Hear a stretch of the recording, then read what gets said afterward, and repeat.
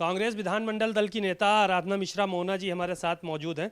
Ma'am, आज आप लोगों ने बड़ा हंगामा खड़ा किया वहाँ पर, राज्यपाल का अभिभाषण भी नहीं सुना, हंगामे की भेंट चढ़ गया अभिभाषण। देखिए, लगातार पिछले 4 साल से इस 18वीं विधानसभा में हम खोखले भाषण, झूठे वादे सुनते चले आ रहे हैं।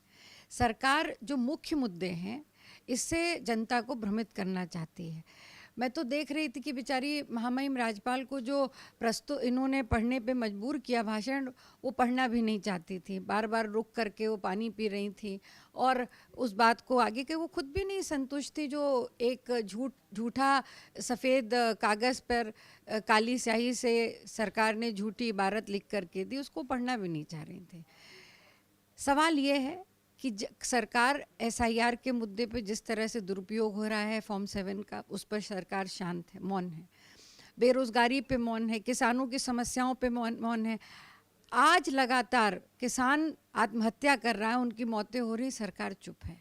तो ये सारे मुद्दे हैं, इस पर सरकार क्यों नहीं जवाब देना चाहती? क्या रोड मैप है, ये क्यों नहीं बताती? और सबसे बड़ी बात यह है कि 25 करोड़ की आबादी वाले प्रदेश का बजट अगर 7 दिन में बिना किसी बृहद चर्चा के समाप्त हो जाए तो ये लोकतंत्र की हत्या है। अच्छा, ये भी विपक्ष के कुछ नेता कह रहे हैं जैसे पेपर लीक होता था वैसे बजट लीक हो गया। 9 लाख करोड़ का बजट आ रहा है, 9 लाख कुछ हज़ार करोड़ का, कह रहे हैं बजट लीक हो गया। ये लीक प्रूफ सरकार का दावा, अगर ये जनता के और विधायकों के बीच में ये आंकड़े आ गए हैं तो इस तो सवालिया निशान है, ये तो बहुत बड़ी ब्रीच है।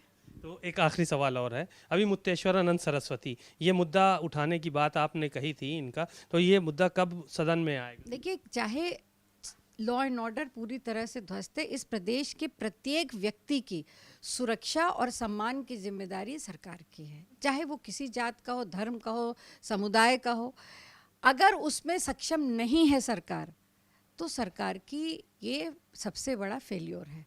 और हर ऐसे कृत्य का सरकार के सामने हम सवाल करेंगे और जवाब देना पड़ेगा सर। शुक्रिया बहुत बहुत। आपने आराधना जी को सुना, विभिन्न विषयों पर उन्होंने बात की। कैमरामैन मेहदी हसन के साथ सीमा नकवी, भारत समाचार, लखनऊ।